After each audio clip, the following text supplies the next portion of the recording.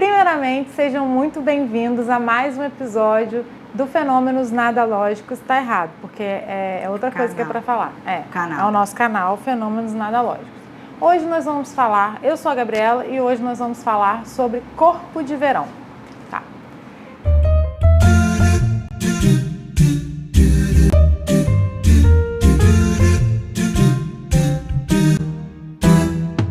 Primeiramente, sejam muito bem-vindos ao nosso canal Fenômenos Nada Lógicos. Eu sou a Gabriela e hoje nós vamos falar de corpo de verão. Segundamente, eu sou a Nayara e a gente vai falar de corpo de verão. Eu já vou fazer uma pergunta, bota aí.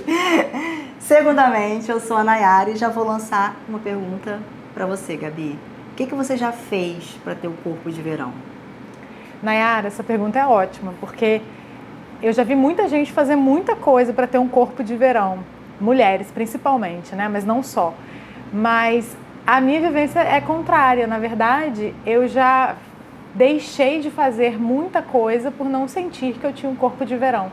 Deixei de ir à praia, deixei de ir a eventos que envolviam piscina, praia e essa coisa bem verão, assim, por sentir que aquele corpo não era um corpo que devia estar naquele lugar, naquele momento que não tinha espaço para isso, nesse corpo. E você falando disso, né, do que você não fez, eu também não consigo lembrar assim de nada tão específico que eu já fiz para ter o corpo de verão.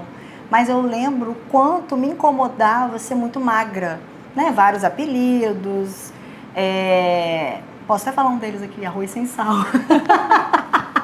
Arroz sem sal? Arroz sem sal, porque branca. Entendi. E, pô, arroz sem sal é triste, né? Enfim.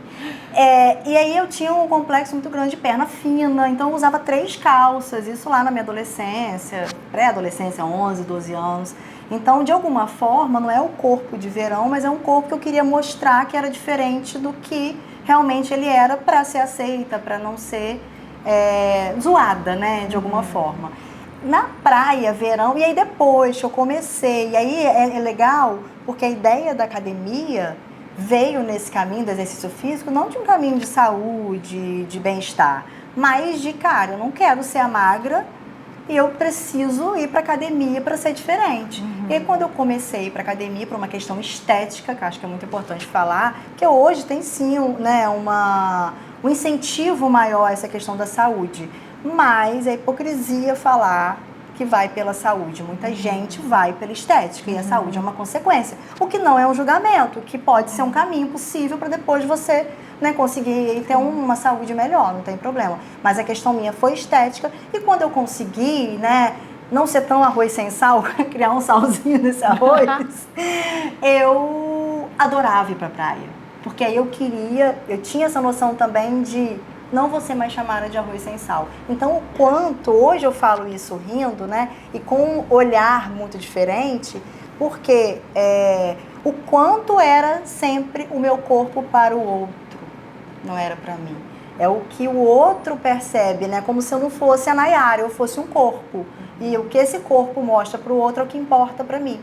Então, essa referência do outro, essa comparação, porque se eu tenho perna fina, eu sou comparada a quem tem a perna grossa. Então, essa polaridade que a gente vive do bonito e feio, do gordo e magro, né? Do alto e baixo. E que padrão é esse? Será que dá para ser feliz fora do padrão? Quando a gente fala isso, a gente está falando exatamente de padrão de beleza, né? Esse padrão que padrão, né? Como assim um padrão? E acho que muito do que a gente está trazendo aqui no canal, né, é sobre essa coisa de padrão, de caixinha, de se encaixar, de ser do tamanho de alguma coisa.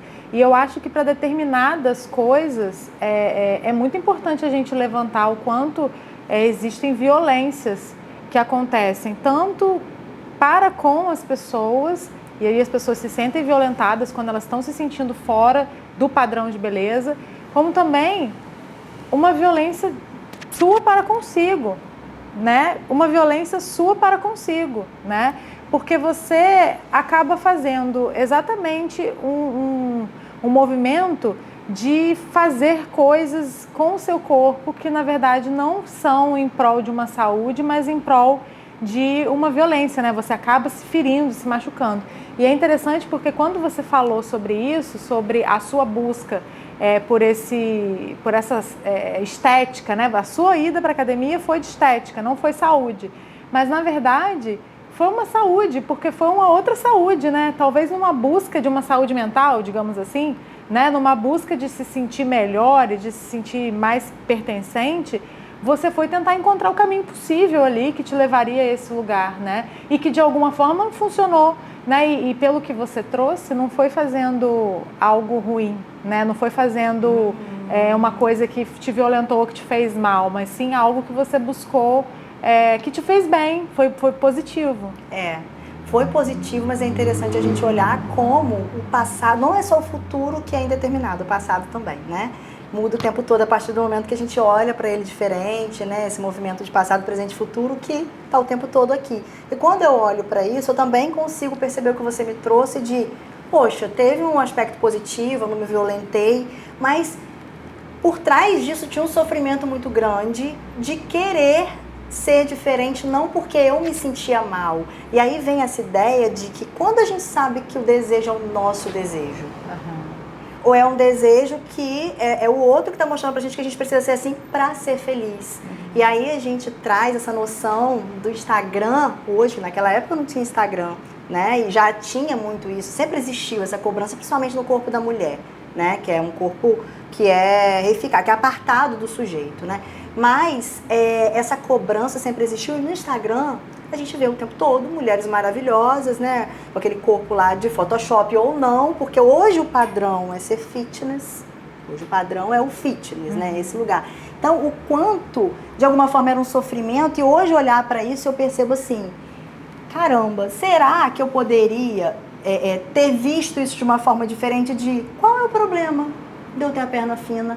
Qual é o problema de eu ser arroz sem sal pra você, que pra mim eu tô cheia de tempero? Mas eu não conseguia me olhar assim, porque é o olhar do outro que revela a gente também, porque a gente não vive sozinho nesse mundo. Então, eu vi o quanto foi prejudicial nesse ponto, mas hoje eu tenho 35 anos, né, que eu vou fazer 36 próximo, né? 35 anos, e aí eu me aproprio da minha história e da minha beleza, né? Porque o que é belo, né? E aí falar da beleza, parece que a gente está achando que a gente, né? Ah, você está se achando? Sim. Hoje eu sei quem eu sou e o que quiserem falar pode me incomodar? Sim, porque eu sou humana, mas não vai me afetar a ponto de eu mudar a minha trajetória ou fazer algo para caber naquele lugar, que é o que a gente falou muito do primeiro episódio, né? De caber nesse lugar. Então, eu fui pesquisar também e vi que o Brasil lidera o ranking, Gabi, de cirurgias plásticas em jovens de 13 a 18 anos, né? Então, olha isso. E o boom que deu também no final de 2020 por conta da pandemia, a busca por procedimentos faciais, porque a gente fica no online se vendo o tempo todo, e aí você começa a criticar tudo em você, porque a gente se olha fragmentado, a gente não se olha por completo. Eu acho que isso também cresceu muito por conta dos filtros do Instagram, né? Porque com essa vivência de pandemia e uma vida muito virtualizada, muito virtual, o uso do filtro cresceu e o filtro, na verdade, te dá outra face, né? Te coloca de um outro jeito. Você não é você, você com aquele filtro transforma completamente. Então, a busca por ficar naturalmente com o rosto daquele filtro, né? Então, os procedimentos faciais cresceram muito também nesse aspecto. E eu acho que também é importante a gente falar sobre o que você começou a dizer aí, que me lembrou disso. Não somos só corpo, né? Não somos só um corpo. Então, essa apropriação de quem eu sou e que a minha beleza ela vai estar muito para além desse corpo, e não só a beleza, né, mas o ser como um todo. Que é belo. Exatamente, é quem eu sou, e quem eu sou pode ser belo sendo quem sou. Eu não preciso ser algo que esperam ou algo que determinam, né, para que eu seja bela ou para que eu seja bem comigo e que eu seja até bem recebida e aceita, né, e acolhida. E essa exposição, né? Você falou do Photoshop, né? O quanto essa exposição traz essa necessidade de perfeição que nunca vai ser alcançada, e você entende que aquela edição que você faz no seu rosto, no seu corpo, você pode alcançar. E se você não alcança, é porque você é um fracasso, porque os outros conseguem, né? Só que a troco de que você consegue isso? Então, a felicidade é como se o corpo fosse um meio para o fim, né? O meu corpo é o que vai me fazer feliz. Então, se eu não tiver um corpo perfeito, se eu não tiver um corpo que as pessoas elogiem, que é desejado, porque tem esse lugar do desejo também, na sociedade patriarcal, né? E geralmente esse desejo, esse olhar do outro, se eu não tiver, eu não sou feliz. Então, em busca da felicidade, você é infeliz o tempo todo. Sim. Porque você está o tempo todo insatisfeito com o que você vê. Eu costumo perguntar assim, quando eu estou em uma conversa, ou até na própria terapia, qual a primeira coisa que você vê no espelho? Quando você olha no espelho, qual a primeira coisa que você vê? Geralmente, né, e aí aqui tem a singularidade de cada um, mas o que me respondem no geral é que você vê o que te incomoda. Se minha barriga me incomoda, eu vou olhar no espelho e vou ver só minha barriga imensa. Se meu peito me incomoda, eu vou ver meu peito. Se meu nariz me incomoda, então é como se eu alimentasse, crescesse aquele mal-estar, porque eu só vejo isso. Eu não me vejo inteira. Eu não me vejo como uma pessoa que tem todos os membros, eu me vejo com a barriga. Eu sou a barriga. E acabou. E aí é interessante olhar que se você compra às vezes uma roupa nova e você se olha no espelho, é o mesmo espelho, é a mesma pessoa, e você se acha linda com aquela roupa naquele momento, porque também se botar na outra semana já não é nova, né, que essa noção de descartabilidade, de outras coisas melhores que podem vir, que aquilo já não faz parte de mim, que eu já não estou bonita mais, acontece isso também. Então, que olhar é esse, né, Gabi? Lembrei agora aqui, né, que a gente tem muita referência da filosofia, né? O Sartre fala isso, o Jean Paul Sartre fala, quem olha não são os olhos, quem olha é o olhar. Então, esses olhares estão contaminados do que a gente vê o tempo todo no Instagram, que por mais que você não tenha, às vezes, a consciência do quanto aquilo te incomoda ou te atrapalha, aquilo perpassa pela sua vida de uma forma muito sutil, você não percebe. E você daqui a pouco tem um desejo de ter, eu preciso ter aquele short, eu preciso ter aquele bumbum, e você não sabe nem de onde vem, mas você já está vendo aquilo o tempo todo, você está sendo bombardeado por aquelas imagens o tempo todo, né? E assim, eu acho que é importante a gente dizer também que muito embora, assim, a gente esteja aqui num lugar também privilegiado em muitos aspectos, até nesse sentido de corpo, né, de ser um corpo padrão, enfim, a gente não está falando disso tudo de um lugar de nós lidamos maravilhosamente bem hoje com os nossos corpos e a gente vai para a praia e está tudo perfeito, tudo maravilhoso. A gente não está falando disso. Na verdade, até a proposta do que a gente está fazendo é abrir, né, é levantar questões, é olhar para determinadas coisas que nós também vivenciamos e falar sobre elas. E acho que nesse diálogo é que a gente acaba encontrando possibilidades, encontrando, às vezes, respostas, às vezes não. Mais às vezes perguntas, mais confusão. Mais perguntas e a possibilidade de pensar e de olhar para isso e de questionar, eu acho que é uma das grandes dádivas assim, que a gente tem.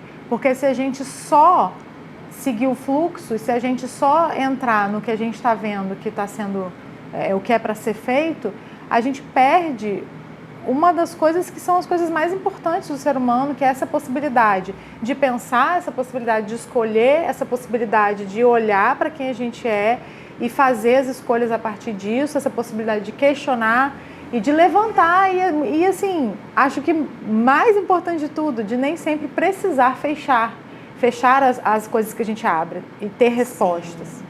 Que é justamente esse deslocamento, né? As nossas perguntas, os nossos questionamentos aqui, até quando a gente conversa mesmo fora daqui, Sim. né, Gabi? É sempre assim, e aí, o que você pensa disso? Sim. Deixa eu ouvir o que você pensa e falar o que eu penso pra gente trocar e não fechar e realmente tentar abrir, porque quando você fecha, acabou, é aquilo. Quando você abre, você se dá o direito de perceber outras formas de ser e que podem ser tão interessantes. Quando você vê alguém que às vezes não está no corpo padrão e é feliz, você consegue perceber que isso é possível. Sim. Né? Então, para a gente ser, a gente precisa também estar nesse lugar do não ser, né? De colocar entre parênteses um pouquinho o que acontece e olhar como eu lido com isso. Por quê?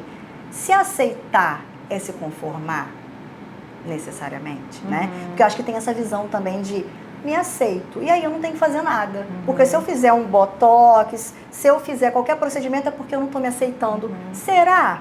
Então acho que é importante, né, entender que aceitação e conformismo são coisas completamente diferentes. E não que o conformismo seja algo certo e errado, porque a gente está falando de certo e errado, a gente está falando de modos possíveis de ser. Então, se conformar não é certo e errado, mas é um modo de viver que você não vai fazer nada para se sentir melhor. Você vai entender que aquele é seu destino final, que a vida não está em aberto, você fecha, né? A vida é um canto ali. Aí vem a Elis Regina, né? Qualquer canto é menor do que a vida de qualquer pessoa. Maravilhosa. Temos uma cantora aqui. Eu costumo dizer que para que a gente possa fazer um movimento, antes a gente precisa aceitar o fato de como a coisa está acontecendo ali. Então, assim, só a partir do momento que eu aceito que isso é assim, eu posso fazer isso ser de outro jeito. Enquanto eu não aceito que isso aqui é desse jeito, eu vou ficar ali me debatendo e tentando fazer aquilo ser outra coisa e não o que é. Então eu preciso aceitar que a coisa é, para então eu poder fazer um movimento, né? Isso, uma reflexão assim, abrindo e que trazendo disso que você falou. E eu também acho muito importante a gente colocar aqui que isso que a gente trouxe hoje foi falando de corpo de verão, né? Assim, uma chamada para a gente, né? Para trazer as pessoas para olhar para isso, até por conta do período que a gente está, enfim. Mas a gente está falando de formas de ser no mundo. E isso também, nós não estamos falando especificamente disso, mas a gente também traz as pessoas com deficiência. Porque, assim, não é só um corpo no sentido de ser um corpo gordo, um corpo magro, né? Mas um corpo que traz algo que sai do padrão e como que isso é visto nessa sociedade. Então, assim, são diversas formas de ser e formas que nem sempre são aceitas, são vistas como possíveis de ser, como se não devessem ser, né? Não devessem existir. Não tem que estar ali, né? O que você está fazendo ali, né? Esse corpo de verão traz muito esse lugar de quem que pode estar, quem pode viver o verão. Sim. Quem pode estar na praia, né? Sim. E aí, se você busca esse corpo de verão, você pode até encontrar um corpo de verão aí que você se sinta pertencente, mas esse corpo você sustenta o ano todo, esse corpo carrega a sua história, esse corpo diz quem você é, esse corpo faz parte da sua vida, ou ele é para o outro? Porque qualquer projeto que seja para o outro não se sustenta de uma forma saudável, até se sustenta. Mas você dá um poder tão grande para o outro na sua vida que você se perde. E a vida não tem filtro, a vida não tem edição. Sim. E já que a gente está se propondo a levantar perguntas, abrir questões e não necessariamente fechar, eu acho que a gente pode encerrar hoje esse episódio perguntando: será que algum dia a gente vai ter um corpo, estar sentindo que tem um corpo, que é o corpo de verão? Que é o corpo que eu vou à praia e que eu vou fazer tudo que eu achar que é o que é para ser feito e que é o corpo que esperam de mim? Será? Essa é a pergunta que eu acho que a gente deixa aqui como possibilidade de formas de ser também. Isso, como uma reflexão para se deslocar desse lugar, que você é um corpo que precisa estar em todas as estações feliz e saudável. Sim, é isso.